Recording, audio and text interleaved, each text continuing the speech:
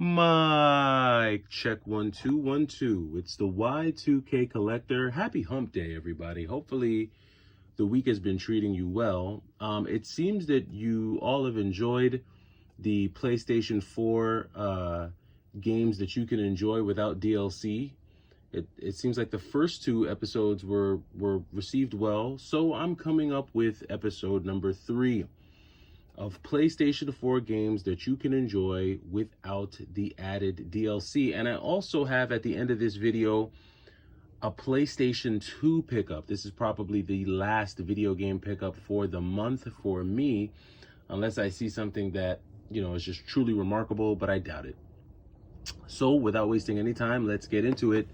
The first game that we have here is going to be this copy of Blade Assault on the PlayStation 4. This is a recently released action platformer. This is one of those 2D sprite-based games. I love my 2D action platformers. This one's cool. You get to play as multiple characters. You get upgradable weapons, the whole 9 yards. All the cool stuff that you would want to see in an action platformer. This one is available for you here. As you can see what it looks like. Really cool.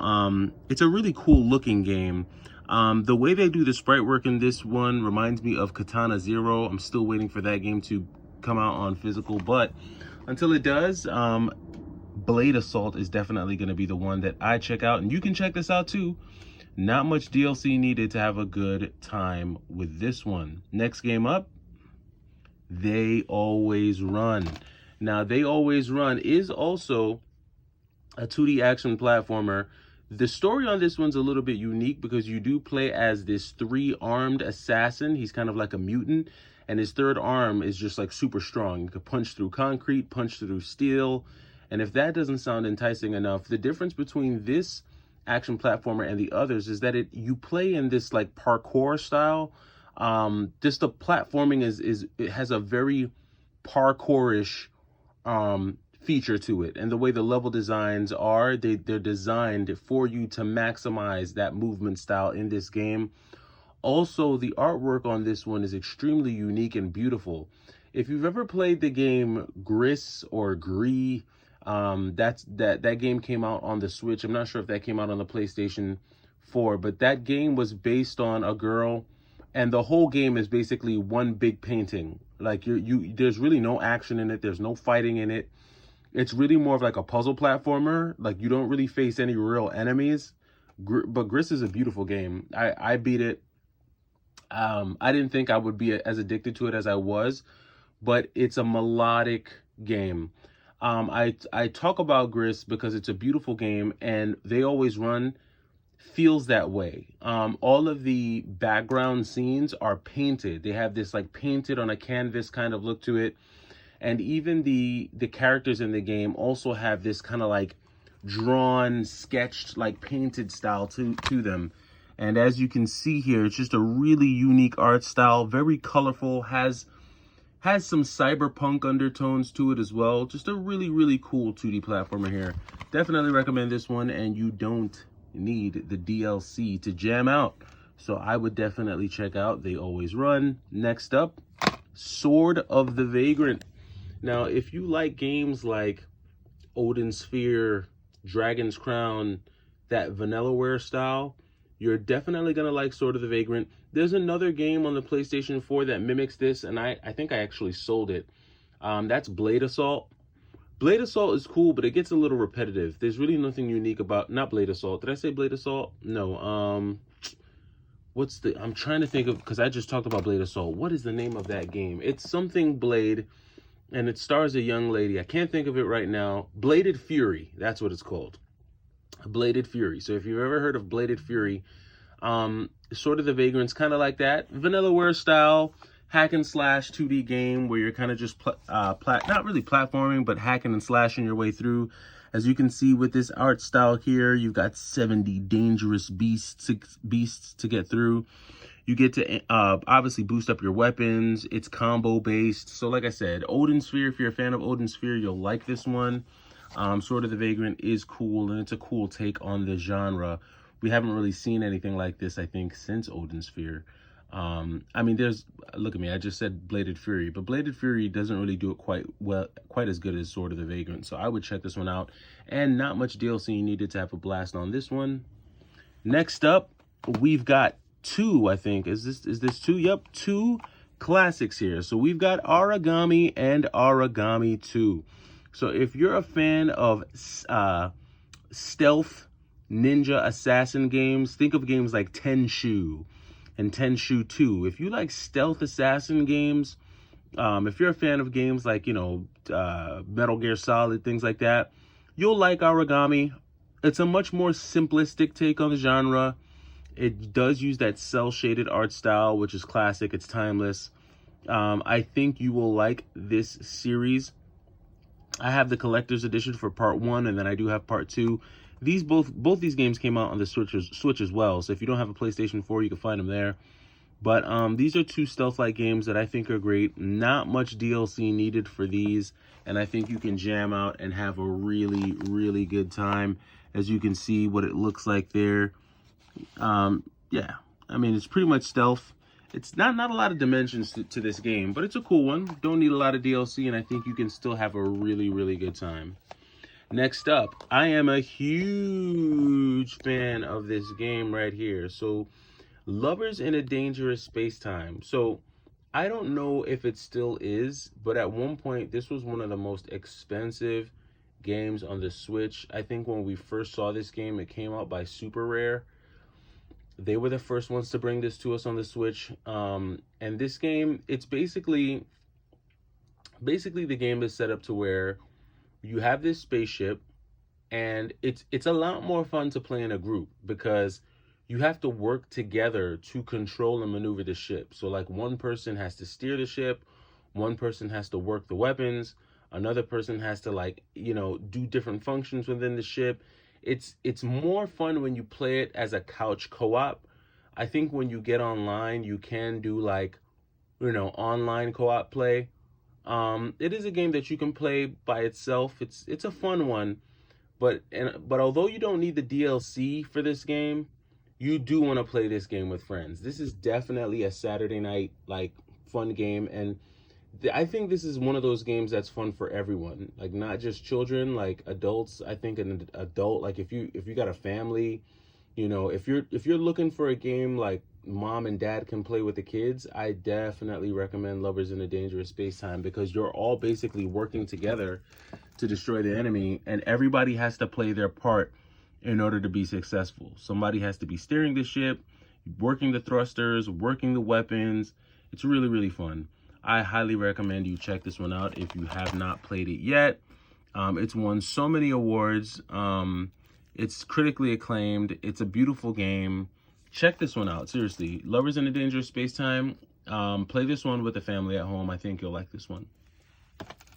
We have another roguelite platformer here in Flint Hook. This one's pretty cool. Flint Hook's an okay game. I actually have the combo special edition where this comes with Mercenaries Reloaded on the Switch, but this is just kind of like an interesting take on a platformer. The main shtick on this one is obviously you use the hook to kind of like daisy chain your way through levels. You've got like 4 different worlds and bosses that you have to beat, and you know, it's that cool 2D sprite-based graphics that we all love here.